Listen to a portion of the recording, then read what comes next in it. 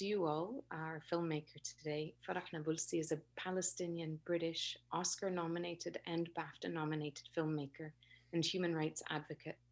She's the daughter of Palestinians who were fortunate enough to make a home in 1970s Britain, unlike the millions who continue to remain stateless in refugee camps. Born, raised, and educated in London, Farah began her career as an institutional equity stockbroker. She ended up with a CFA designation at JP Morgan Chase before moving on to build a children focused business that she ran for 10 years. In 2015, she started working in the film industry. She founded a production company through which she writes, produces, and directs fiction films, exploring topics that matter to her. And she created a digital resource to deconstruct the Israeli military occupation of Palestine in a way never done before. It's my great pleasure to introduce Farah Nabulsi. Hi everyone. Lovely to be here. Farah, what a fantastic film. It's short, it's powerful, it hits the heart from the very, very first minute. And I mean, one question that arises, of course, first in my mind is how the heck did you do that? But you can answer that a bit later. Perhaps first the why, but then do tell us, how you managed to make a film like that. Oh, um, okay. So what's the question? Is it the why? Why have I made this film? Is that Start where? with the why. Start with the why. Tell us why. Um, you don't sort of just decide I'm going to make this film. You go where your creativity takes you. The seed for this story was was sown a few years back when I was visiting a friend in Hebron, and he lives in an area where there are checkpoints all around him, and there's a checkpoint around 100 meters from his home. And we just were standing on one side of that checkpoint, having gone through it, staring at it. And I basically said to him, okay, let me get this straight. If you wanted to bring a new couch home, what do you do? And this particular checkpoint had the turnstile and had the metal detector. Not all Israeli checkpoints have those elements. There's over 100 Israeli checkpoints all over the West Bank, and another 100 or so flying checkpoints that can appear anytime, anywhere. But this particular checkpoint was quite similar to the main checkpoint that's in the film. And the conversation got so absurd, and that's where the seed for this particular story was planted. But then you go away and you think about it a little bit more. And I've been at so many of these checkpoints. I've witnessed Palestinians at these checkpoints. I've had conversations with Palestinians about what these checkpoints mean, what they do, how they make them feel, the frustrations, the humiliations, the time wasted. And then slowly, I kind of came to this basic idea of a story, the story you see in its simplicity. Man goes, buys a gift, comes back, and has to contend with these checkpoints. And then from there, you build the story. I co-wrote the actual script with Hind Shafani, who's a Palestinian filmmaker in her own right, and it just develops. It takes a life of its own in that sense. You cut back, you add, you change, you tweak, you film what you film, and then even then in the edit, you reduce and then this is what you get. For me, I've made 3 previous shorts, written, produced, never directed. But this particular film, I felt I could take that leap and direct my first film, because I could just see very clearly in my mind's eye the whole world of the film. And at that point, I said, if I'm ever going to make that leap, this is the time. And this is where we're at. So it's for me, when you introduced me, you said, films that matter to me. This speaks to my identity. All the films I've made so far very much speak to my identity. I'm Palestinian by blood, by heritage. And I want to tell these human stories. And the checkpoints, even though they're only one part of the much bigger control system that exists under Israeli military occupation and a apartheid system that has evolved for sure, I feel that they are a part that is part of the daily life. So I always say, sort of, it's not every day a Palestinian says, "Oh, my home was demolished." That happens, and it's terrible. A child being, taken away into military detention, that happens, and that's terrible. And I've even made a film about that. But with the checkpoints, it's part of the daily life of so many, and I think in that sense, I felt more of an urgency to tell that story. Yeah. I want to share with you that I co-authored with a woman, also English, named Ada Kay, who wrote a book about child detention called Stolen Youth. And our book was called Unfree in Palestine. And her dream, her lifelong dream, was to create the story, to hit the heart, to convey the reality through story. And you've made that dream come true. Oh. Because our book was about checkpoints, the history, the 100-year history. But there's no power to it in the way that your 24 minutes has power. And I think Ada would have been very pleased to have seen a film like this. It's really, I think it will touch millions, and it's on Netflix. Yes, yeah, it is. Look, I mean, thank you for saying that. That's I'm almost like tearing up here, and that's beautiful to hear, because at the end of the day, your work and the work that you've done in this book, it's so invaluable and so important. But we also know that we have to tell these human stories in a way that can speak to the heart, so that we can access the mind, so that books and reports such as yours can also, reach their maximum impact, if you like. And I truly believe that art and the art of film can do that. And so, hopefully people would be drawn even to kind of read and learn more, and look to elements like your work to sort of gain a better understanding. But there's the EQ and the IQ always. And I think speaking to the EQ is an extremely important part of that process. They work together. So thank you for that. And yeah, the film is on Netflix worldwide, except for France and Japan, because we have other licensing deals there. It's also on Vimeo on demand. And as of 2 days ago, which I haven't announced yet because I just haven't had the time, but it's also on Amazon.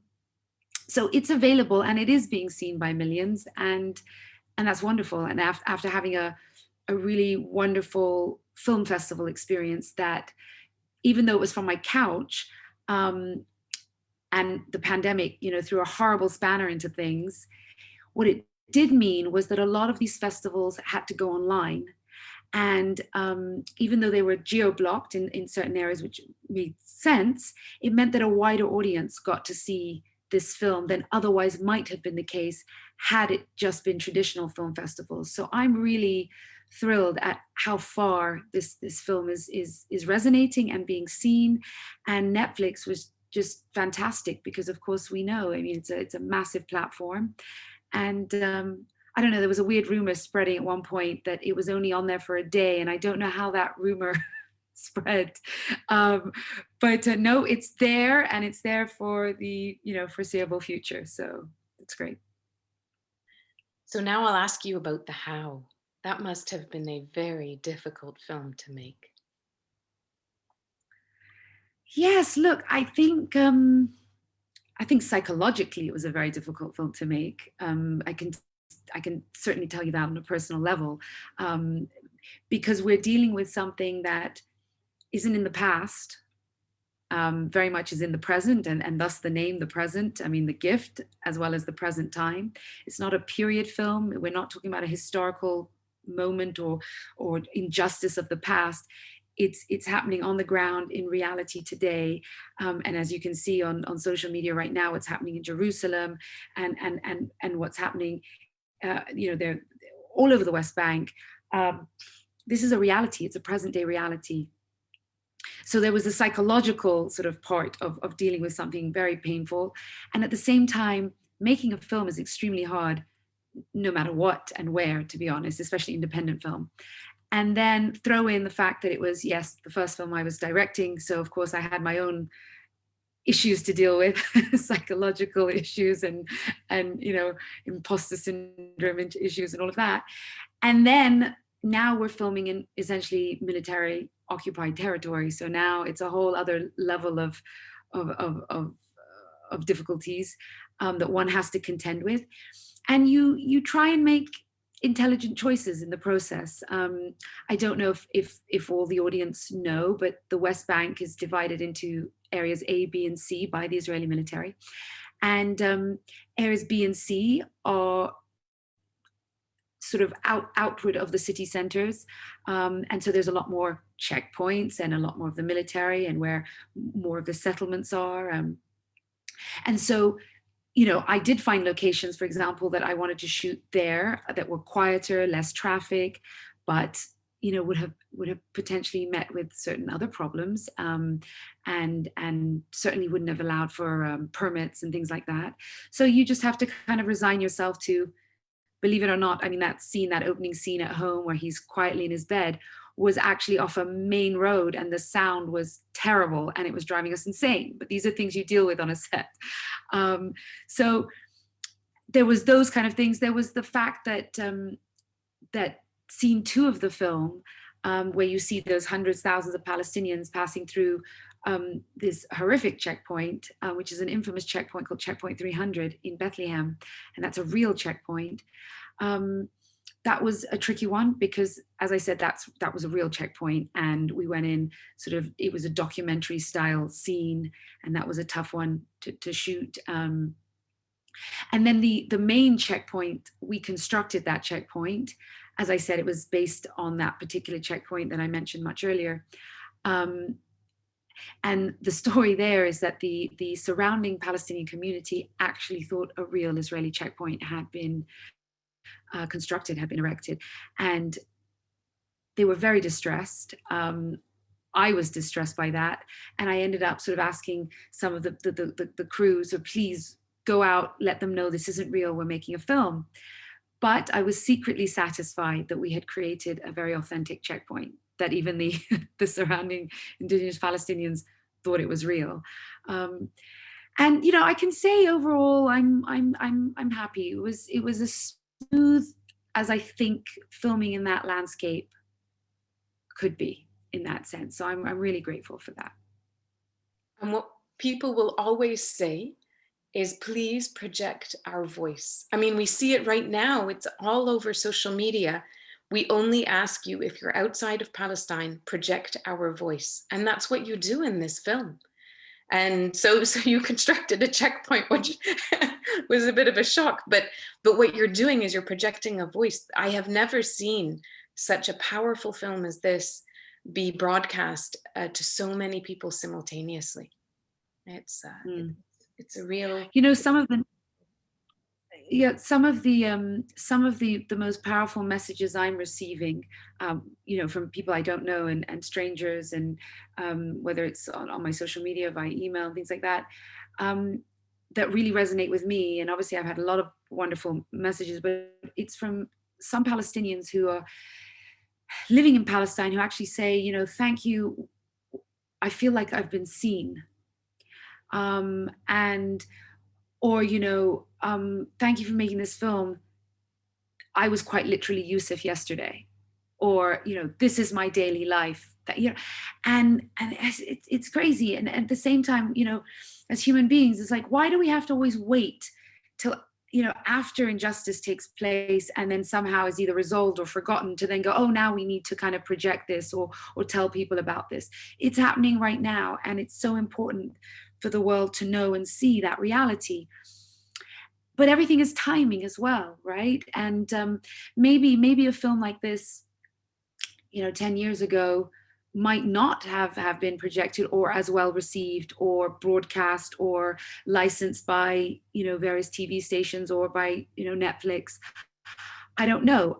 But I'd say a lot is timing as well. And I think we're in a time in the world where, it's 21st century. We're just sick and tired of sort of the oppression and racism and discrimination, and um, and I think there's a lot of alignment with a lot of movements and intersectionality with for example, the Black Lives Matter movement, who very openly stand with indigenous peoples, including Palestinian people.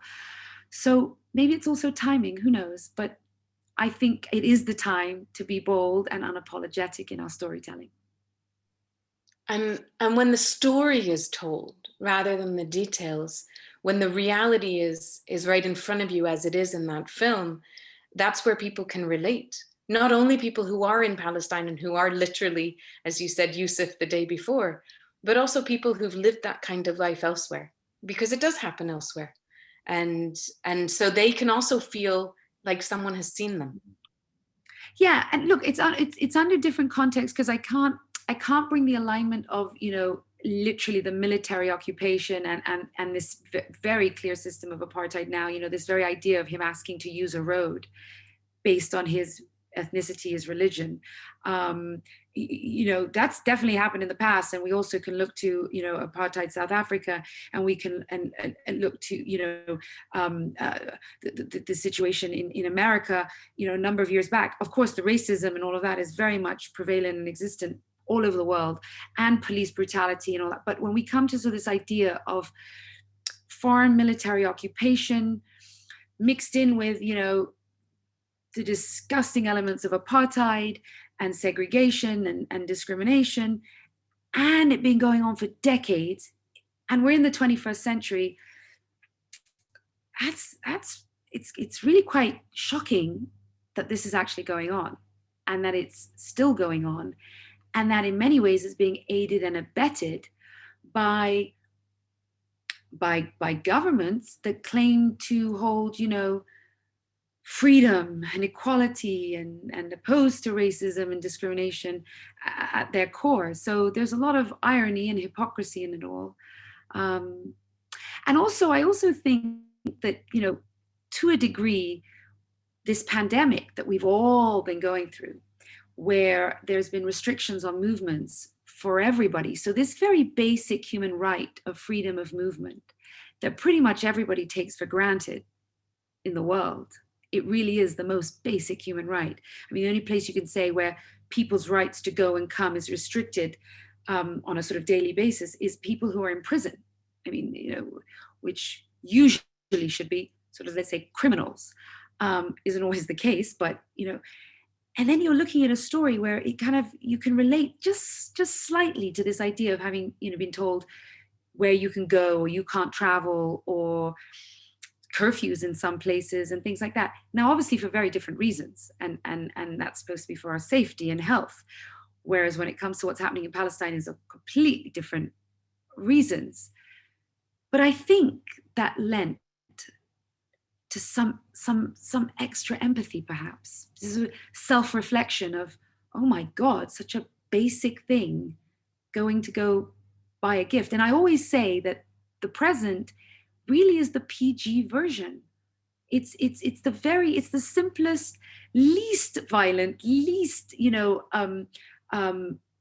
horrendous version of what can go wrong at these checkpoints, and does happen at these checkpoints, whether it's people dying at these checkpoints because they can't reach a hospital or a clinic, someone injured whose ambulance is held up, for example, or people shot, Palestinians shot at these checkpoints for somehow they're considered a threat, and it turns out, oh no, they weren't quite a threat, but Palestinians' lives are somehow more dispensable, or women giving birth at these checkpoints, or people being held up, for hours and hours in the burning sun or in the pouring rain. This is just, no, he's going to go get something. He comes back, it doesn't fit.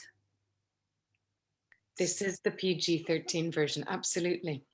Yet I hope in many ways it's maybe the most relatable version. And I wonder if, if it had been more than that, maybe not as acceptable. You know, people would rather bury their heads in the sand than have to face that. I wonder. Yeah. If I can just jump in. Oh, Nadia, you don't have to mute yourself, please. Yeah. Uh, I, I'm sure you don't. I really liked your comment there, Farah. We'll go to the public Q&A in a moment, but just to follow on to your response, that was one of the things I was wondering about is, you know, I was afraid the first time I saw the film, I was afraid that he was going to get shot at the end. I thought, oh no, is he going to die? You know, oh no, please. And then you diffused it all, and that was such a brilliant plot twist. How much did you struggle with it? Was it obvious that that's the way the script that's had to happen, or how did you come up with that? No, you know, the original version was the more realistic version. I mean, the most realistic version. I mean, it's a fiction film based on reality, right? Right. Most realistic version is that, you know, the lethal harm or death, basically, or injury, physical injury, or arrest, or both, or all the above. You know, and you know, when I first sort of had the story, that was the original. I mean, it was just like, okay, this happens, and that's how it's going to end, because that's actually probably how it would end, and how unfortunately it has ended for many. But again, you know, the creative process, and we were never like settled on the ending. You write something and you get going, you know. Mm-hmm. And funnily enough, I mean, the ending hadn't even been concluded, even when I'd already started casting, even when we were, you know, and that oftentimes it doesn't have to be, and that's the beauty of creating and art and all of that. And interestingly enough, it was the father of Miriam Kench, who's the actress, the young girl, who's also the production designer on the film. And I was at their home and in Palestine, and he said to me, knowing that the ending has not been resolved and there's different variations, and, you know, want to lend hope, but how, and this and that and the other. And he said to me, what if his daughter saves him? And I said to him, oh God, I love that. But how? And he said, I don't know, you know, that's for you to figure out. And I went away and I thought about and I came up with 3 versions of how his daughter could save him. And this is the one that I kind of felt I wanted to go with, that made the most sense. And here we are. So, you know, it's and there, you know, and there are things that were in the film that we took out as well. And there are, you know, it's a beautiful process. It's a beautiful process. And then you get guided by also instinct and gut and conversations, and you end up with, you know, an Oscar nominated film. Yeah. No, really hats off to you. Just, I mean, it was a fantastic plot twist. And I think that's part of what made it such a special film. It would have been very easy to turn to a sort of violent conclusion of the whole thing. But yeah, no, I think that's where you know, when he laid the seed for that, you know, in the end, it was like, yes, to offer this suggestion, to offer something more hopeful, and a suggestion that it is this younger generation that is, you know, coming out stronger and hopefully wiser and more defiant, and ready to take the reins, quite literally. You know, and I'm so glad, of course, that that's the case, and that's the reasoning for it, in that sense of why it resonated. Yeah. And to your point earlier, it doesn't take necessarily, you know, bloodshed or physical violence for it still to be very oppressive. I mean, clearly through the film there's this oppressiveness, and yet, you know, someone doesn't have to die for it to be so oppressive. Let me to these points, let's so Nadia, please, you can look at the Q&A as well if you'd like, as I'm just going to go through some of these, and if you see something, Nadia, that you think we should pull out. But just on that point, Felix is asking, how difficult was it to get the film on Netflix? Was that a big ordeal? And do you think some of the choices that you made as director made it easier or more difficult? Yes, so I didn't make the film with Netflix in mind. So I mean, I made the film I wanted to make, and there's no question about that. And so I don't think I was doing any compromises in that sense.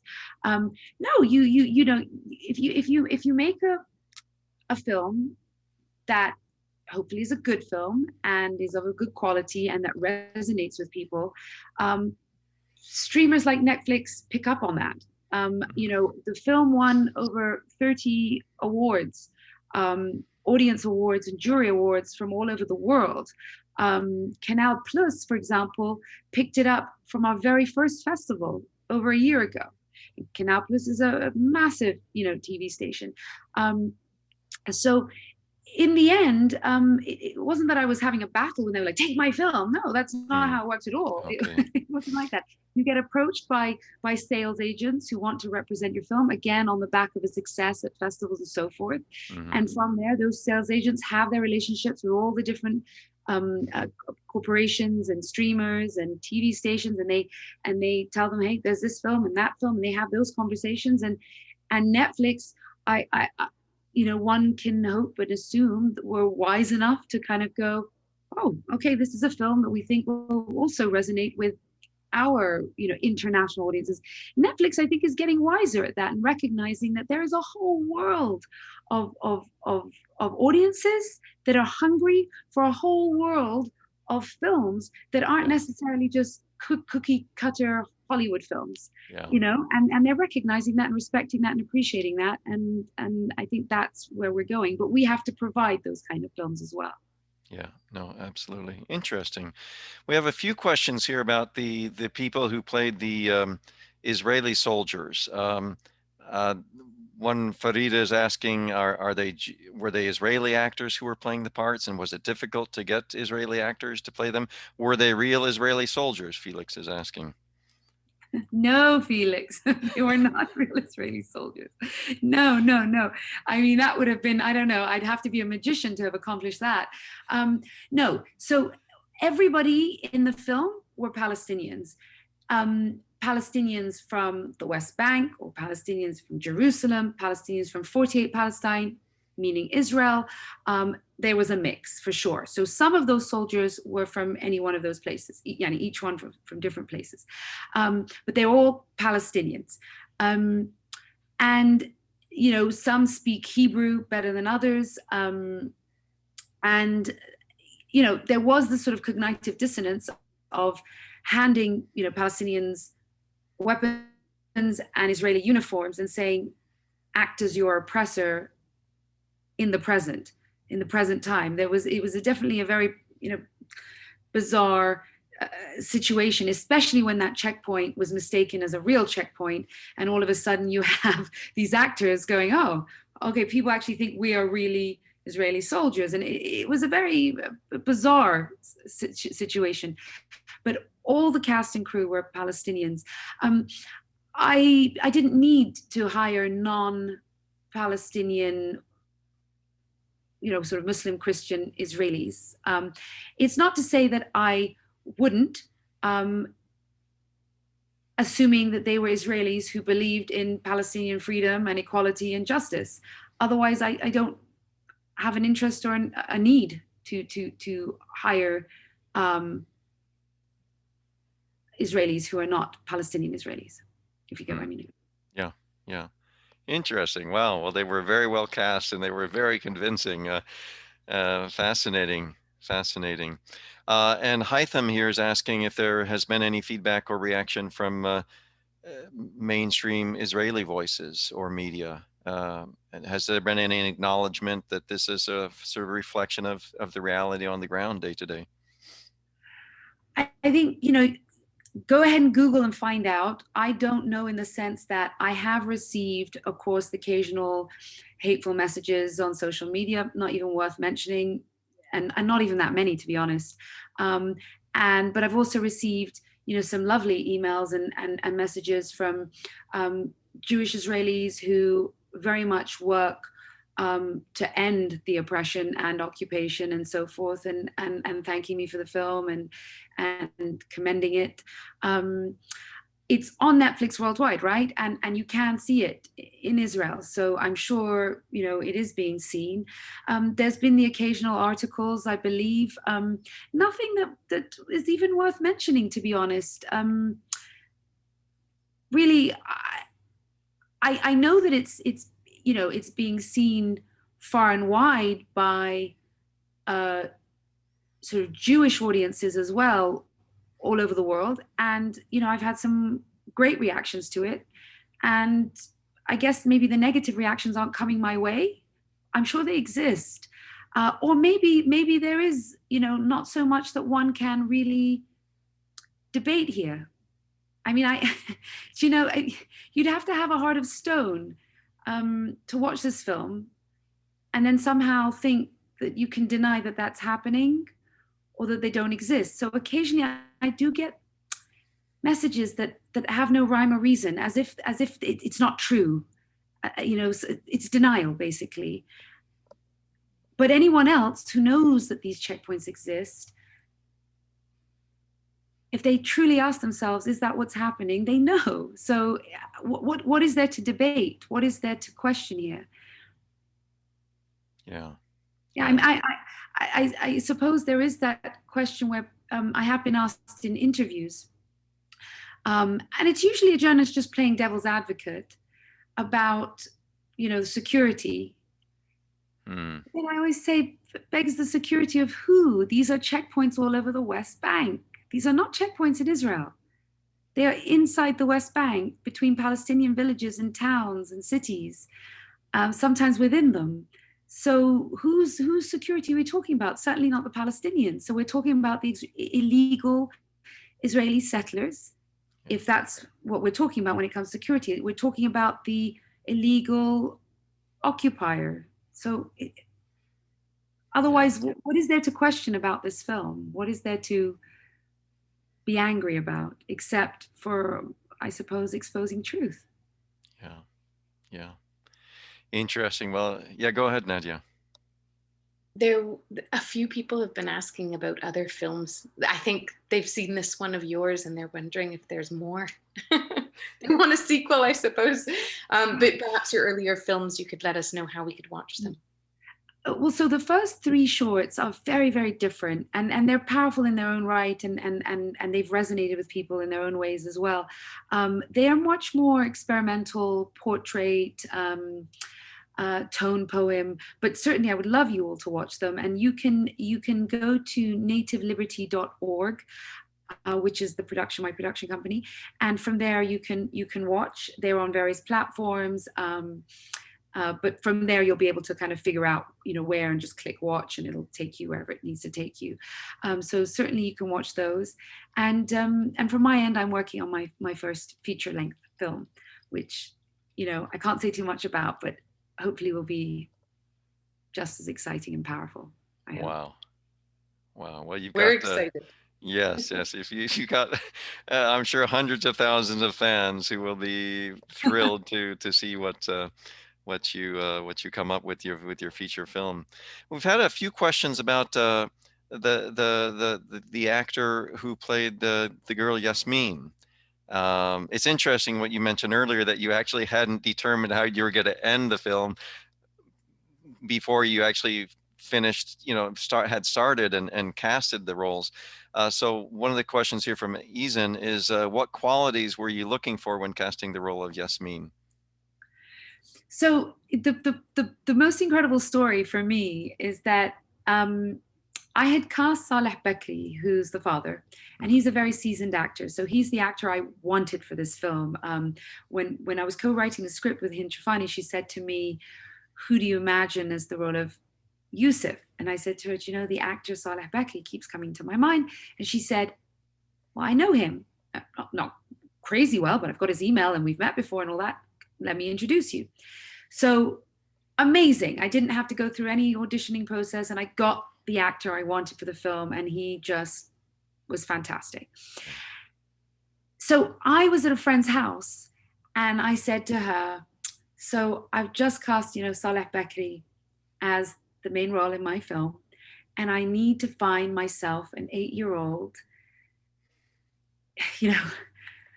actress, preferably living in Palestine, preferably, of course, speaks Arabic, good Arabic, can act, and I'm just telling her this. And then she says to me, what about my niece? And I said, so what about your niece? And we're not even in Palestine, for this conversation. She doesn't live in Palestine or anything. And she brings out her phone and she shows me a picture of Maryam Kenj. Oh, and the other thing on my, list was, and I'd really like her to look like the father, like Saleh Bekri, not necessarily like the mother. I wanted that physical connection to be there because, you know, it was the father and daughter, a relationship that I was carrying through the film. And I look at this picture and I'm like, oh my God, she could be Saleh's daughter, quite literally, whether it's her eyes, her jaw, you know, so aesthetically, wow, this is like a godsend. So can she act? And she said to me, I think so. I mean, look, I don't know.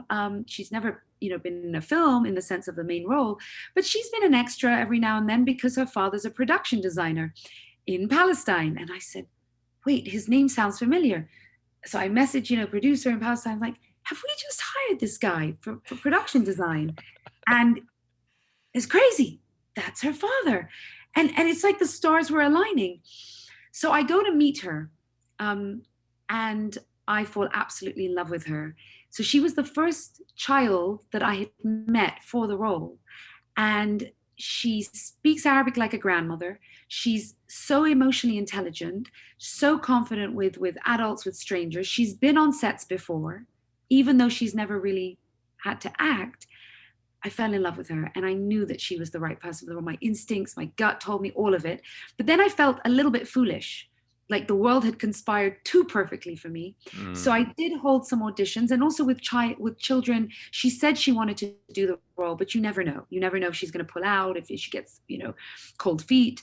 And so I did do some auditions, and I just knew it was like, I'm just going through the motions of these auditions, but she's the one. So it really was the world conspiring for me. And she ticked all the boxes of, I think actually the fact that she wasn't a trained actress just made everything that much more authentic. Yeah. Yeah. No, I mean, clearly she was a fantastic choice. Yeah, you had so many scenes where very close up, you know, and capturing the expressions and such an expressive face. You know, so much had to be communicated without words too, didn't it? And you needed an 8-year-old to be able to do that. Yeah, she was just fantastic. So congratulations. No, I think your your intuition was right on the mark with that. Of course, the father, I found the father was excellent as well. I realized watching the film, you know, after the first time you watch the film, you're just sort of absorbing what's happening. As you watch it a few more times, you start getting into the other layers, and you realize how much is communicated without words, like the father's back pain, and how that is such an important. I mean, you get it the first time, but you sense it even more. And the main actor, Salah, I guess you said his first name was just fantastic in communicating all this sort of nonverbal communication. How was it working with Salah in that respect? Yeah, no, he's, like I said, such a seasoned actor, and really as a director, you know, if you can bring in an actor that you know you can trust in his interpretation of a character, and you know that he can perform with a sort of dignity and intensity that you want for that role, then in so many ways half your job is done already in that sense. Yeah. And that's why I wanted him. I mean, it was a matter of me recognizing that in him as an actor, and then the world again working out and conspiring, and him wanting to perform that role. The story having resonated with him, and the simplicity of it, and everything like that. So I had to be, in some ways, very careful about what it was I brought to him as a director, and that it added value.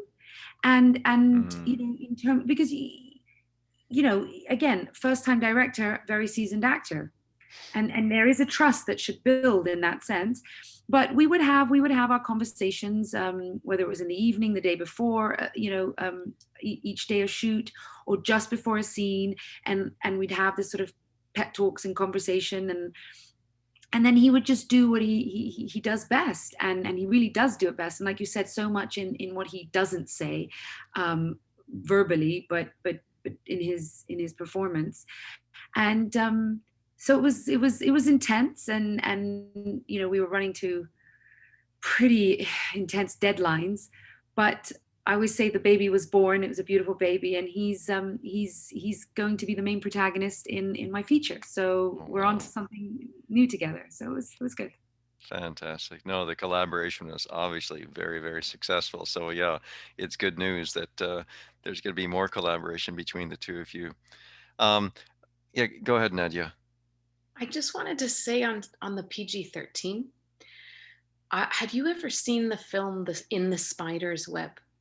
Because it's the not PG-13 version. And it was how do I put this? The most under-celebrated film on this issue I think I've ever seen. I think most people have never heard it or never seen it. And it was the most powerful film I have ever seen on this issue. So I would recommend it, but it's not the PG-13 version. I will recommend your film to children, but not In the Spider's Web. But just wanted to share that. I would like to see that. I will look that up and see. But no, I haven't watched it. No, I'm curious. And the other thing I wanted to say was sounds frivolous, but about music. Thinking through the music. And I now that you're going to work on a feature film, I wonder, do you think about the music, and do you think, what's important to you? Because I noticed, they walk into the fridge shop and there's this music blaring. I thought, I bet that was on purpose, just to get some hip. Everything in a film is on purpose. I'm not a filmmaker. Every single thing you see, you hear, it's either on purpose or I'm trying to fix something that wasn't on purpose. So I don't leave things to, no, everything that's part of the process of creating a film, right? Music is extremely important to me in general, and in film, it would depend. So for this film, I didn't want that much scoring. Okay, so I knew that this was a film that was going to have minimal scored music, but certainly when you can add that difference or vibrance or the up and the down when you're telling a story, you don't want monotone in a film. And by that I mean not just musically, I mean just as a journey for an audience. There should be a movement, and music lends to that as well. And also a vibrance of characters as well. So for example, this man in the fridge shop, you look to sort of the Orientalist or Western presentation of Arab men in film, and these dark, big, bearded men, and it's just always a terrorist or whatever it is. It's just so absurd. You go to Palestine, and the majority of men look like that man in the fridge shop, and they are the friendliest, sweetest, So for me, it was also tearing down those stereotypes, and we do have vibrant music coming out of Palestine as well, and artists, and so and in terms of the music that was scored, yes, I wanted to keep it minimal. I love the bass guitar. I love electric guitar. I didn't want to go necessarily traditional or Arabic in the sense of, or Palestinian, or I just didn't for this film. So you think about it all. What I have in my mind for my feature is very different, but I'm thinking about music for my feature and haven't even made it. So for sure, music is extremely important in the creative process, at least for me. And I think probably for most filmmakers somehow or other. Even choosing not to have music is a creative choice to do with music, if you get my meaning. So yeah. It's interesting that you wanted to ask about the music, Nadia, because I wanted to make sure we had a question about the music as well. And I really liked your answer there, Farah, because right, you talked about the bass guitar and the electric guitar, and you have the feel at the beginning and a similar feel at the end, similar sort of style of music. And it's so rich because, again, watching the film multiple times, you have more chance to sort of focus on some of these other things. And so I was listening much more closely to me, but it really was a very interesting synthesis. It sort of felt Middle Eastern, but it wasn't. But somehow I don't know, like, how did you, was it original music prepared, or how did you choose that? Or? I expressed to Adam Ben Abeid, who composed the music, what I wanted. He had a first go at something that because I always kind of try to go with where you think something should go first. Mm-hmm. But the beautiful thing about Adam is he's the least defensive person you can ever work with, and he understands me, even though I don't speak necessarily in the most perfect language regarding music, even though I played the piano and so I do have enough musical language to communicate, but it's just, I just feel he understands me even when I go off on tangents. So initially, he did this thing and I said to him, actually, that's not the direction I want to go with. So now let me tell you where I want to go with this. I'm thinking bass, I'm thinking electric guitar, I want very, and you explain what you want. And then he went away and, played with some things, comes back, lets me listen. I said, okay, I like that, I like where that's going. Okay, how about this? How about that? We go back. And it's a back and forth. It's very collaborative. Everything I do, whether it's with editing collaboratively, the writing collaboratively, the music, this is how I like to work. But it's my vision is in my mind of how are we going to get there? And so it was never intention to have a sort of Arabian feel to it. No, but maybe it's what you're seeing visually with the sound. Yeah. The interesting thing was, if you remember the scene when he's in the cage and he's pacing like a lion, and there's a drilling and there's this. So what we did was a lot of sound engineering, because actually while we were on set, up on the hill was a settlement, and an Israeli settlement where they were drilling the entire time, and it drove me absolutely insane. Audio on a film set is so important, and of course with continuity. So when the drilling stopped and we're halfway through a scene, it's like, oh, this is gonna be, was the most frustrating thing actually. Every day, and I was like, oh. So eventually, I decided with Rajat Dubaya, who, God bless him, rest his soul in peace. He passed away since the film, but I sort of said to him, how can we work the drilling in? How can we bring it in so that, these are sounds, these are real sounds of, and I really just wish I had done a shot of some kind of that settlement to bring in a little bit more context. But I decided that I wanted to keep the sound of the drilling. And so we used it in that scene specifically. So sound engineering is also a really important part of the filmmaking process. The metal sounds, you hear the door, the turning of the turnstile. These were all these are things I wanted. They didn't just happen. No. It's, the sound of metal and the harshness of these checkpoints versus the calmness and the warmth of the home. And, that's what creation is, creativity. So yeah, sound engineering is very important as well. Yeah, hats off to you. We should probably wrap up pretty soon. Nadia, do you have one question you'd like to pull up before we bring things to a close here? There was one question, which was about the actor who plays the mother. The Alawi Piedina asked that question. Just tell us a little about that actor. So her name is Miriam as well, Miriam Basha, who actually is the daughter of a very well-known Palestinian actor, Kamil Basha. So she comes, and her mother is also a very well-known and accomplished singer and musician. So she comes from a very artistic family, and she's very talented, in my opinion, as an actress. And yeah, I found her through auditioning, actually. And I could just tell when I was auditioning that she just had this extra talent to her, if you like. And then it all made sense, in terms of like her training and her parents and all of that. And she's just an absolute sweetheart as well.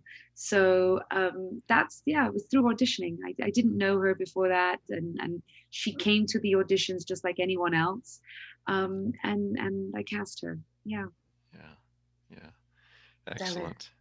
Yeah, she was good. Sort of the ability to sort of communicate, worry and happy with her life, but also frustrated at different things. Yeah, it's just wonderful from beginning to end. And the comments, there's so many comments here that we got. I guess we got a total of 43 questions. We tried to touch on many of them. Some of them were answered through the previous discussion, but many of the Q&A were just words of thanks to you, Farah, and congratulations and anticipation of your upcoming feature film. So just very, very complimentary from beginning to end. I think we've covered a lot of what came in. Obviously, that we couldn't get to everything, but just a lot of thanks and appreciation for your work, for your art, Farah. So thank you very, very much. And we have gone a little over time, but I appreciate, Farah, you're indulging us. And I guess most of the people have stayed on. We have still about 80–90% of our audience that's joined in from the beginning. So thank you very much to everyone. Really, we had, as I said, some great questions. So thank you very much for that. Thanks also to my colleague, Michael Booker. We didn't see him here today, but he's been very active behind the scenes, handling the technology. So thank you very much, Michael, for all the work you've done to make this, bring this event about. Again, thanks to everyone who submitted questions, excellent questions. And first and foremost, a special thanks to our panelists. Nadia, thank you very much for being there and bringing such a nice perspective, especially as a Palestinian yourself and having lived there for many years. Thank you very much, Nadia. And of course, our guest of honor, Farah. It was just such a pleasure to work with you, such a pleasure. And so thank you very much for taking the time to do an event with us. And we look forward to having you again the next time there's an excuse to talk with you again. Thank you very much for organizing this, and to everybody, and Nadia and Michael, and thanks everybody for participating. And I hope to see you soon. Yes. Yeah, very good. It's been our absolute pleasure. Thanks so much. Have a great day, everyone. Take care now.